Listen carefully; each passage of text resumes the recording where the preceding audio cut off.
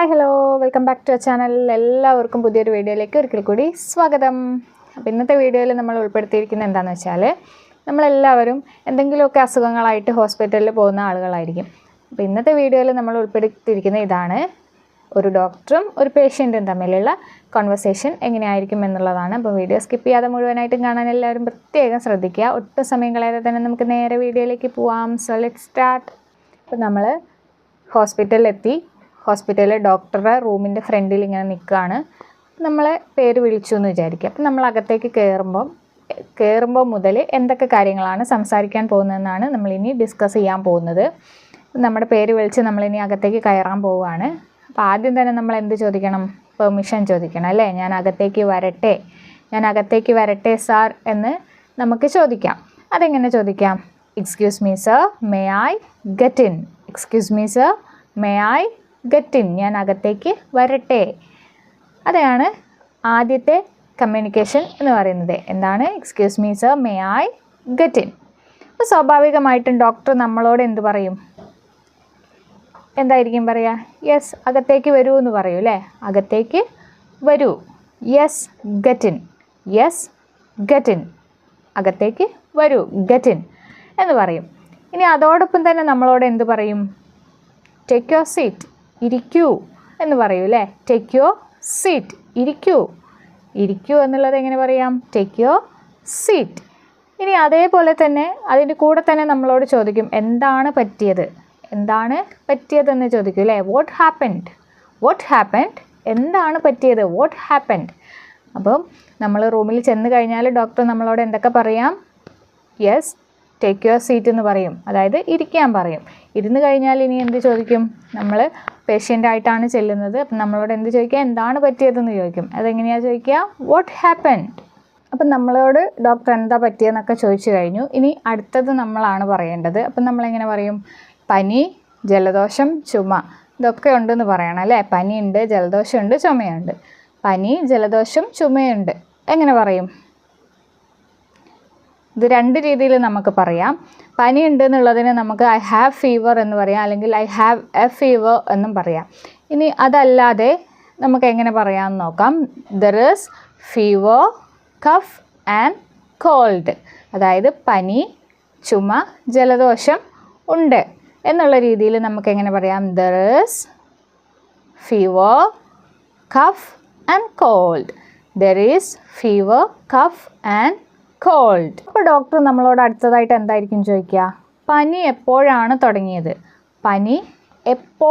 തുടങ്ങിയതെന്ന് ചോദിക്കൂ അല്ലേ? അതെങ്ങനെയായിരിക്കും? വെൻ ഡിഡ് ദ ഫീവർ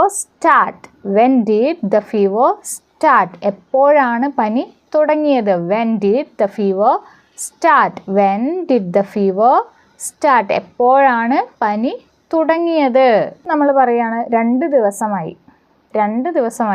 അപ്പോൾ ആദ്യത്തെ ഒരു ദിവസമൊക്കെ പനിച്ചാലും നമ്മളിങ്ങനെ കാര്യമാക്കില്ല, പോവല്ല. അപ്പോൾ രണ്ടാമത്തെ ദിവസമാണെങ്കിൽ നമ്മളെങ്ങനെ പറയും? 2 ദിവസമായി. It's been 2 days. 2 ദിവസമായി. It's been 2 days. ഇനി ഡോക്ടർ നമ്മളോട് ചോദിക്കുകയാണ് തലവേദന, വയറുവേദന അങ്ങനെ എന്തെങ്കിലും ഉണ്ടോ? പനീൻ്റെ മറ്റ് ചില ലക്ഷണങ്ങളും കൂടി ചോദിക്കുക എന്നുള്ളത് സ്വാഭാവികമാണ്. ഇവിടെ ഡോക്ടർ തലവേദന, വയറുവേദന അങ്ങനെ എന്തെങ്കിലും ഉണ്ടോ എന്ന് ചോദിക്കും. അപ്പോൾ അതെങ്ങനെയായിരിക്കും ചോദിക്കുക? Do you have any stomach Ek, head Ek, etcetera. Do you have any stomach Ek, head Ek, etcetera. തലവേദന അതുപോലെ തന്നെ വയറുവേദന അങ്ങനെ എന്തെങ്കിലും ഉണ്ടോ? അതിനെ നമ്മളെങ്ങനെയായിരിക്കും ചോദിക്കുക? Do you have any stomach Ek, head Ek, etcetera. ഈ പേഷ്യൻ്റ് ഉണ്ടെങ്കിൽ എങ്ങനെ പറയാം? യെസ് ഡോക്ടർ എന്ന് പറയാം. ഇനി ഇല്ലെങ്കിൽ എങ്ങനെ പറയാം? ഇല്ല ഡോക്ടർ എന്ന് പറയൂ അല്ലേ? അതെങ്ങനെയാണ്? No doctor. അപ്പോൾ മരുന്നൊക്കെ എഴുതിയതിന് ശേഷം ഡോക്ടർ പറയും 3 ദിവസത്തേക്ക് മരുന്ന് തരാം.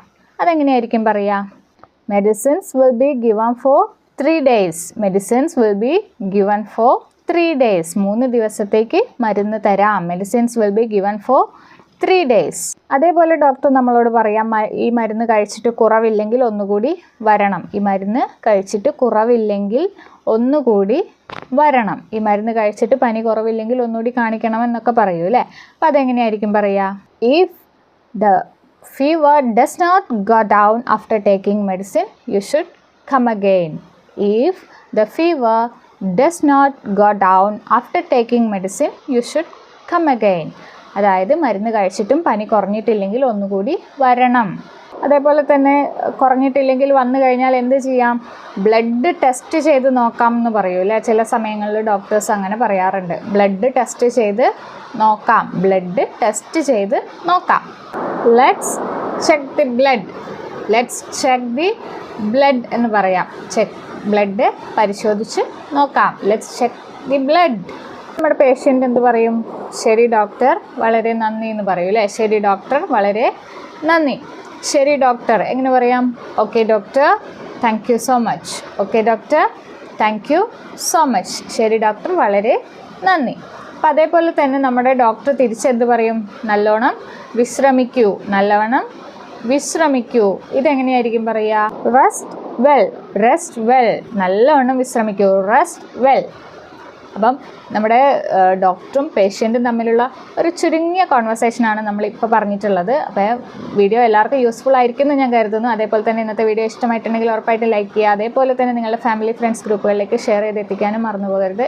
ഇനിയും നമ്മുടെ ചാനൽ സബ്സ്ക്രൈബ് ചെയ്യാനുണ്ടെങ്കിൽ ഒന്ന് സബ്സ്ക്രൈബ് ചെയ്ത് സപ്പോർട്ട് ചെയ്യുക. അതേപോലെ തന്നെ തൊട്ടടുത്തുള്ള ബെൽ ബട്ടൺ കൂടി എനേബിൾ ചെയ്യുകയാണെങ്കിൽ ഞാൻ അപ്ലോഡ് ചെയ്യുന്ന എല്ലാ വീഡിയോസും അപ്പോൾ തന്നെ നിങ്ങൾക്ക് നോട്ടിഫിക്കേഷനായിട്ട് വരുന്നതായിരിക്കും. ഇനിയും ഇത്തരത്തിലുള്ള യൂസ്ഫുൾ വീഡിയോസുമായിട്ട് വരാം. അതുവരേക്കും ടേക്ക് കെയർ.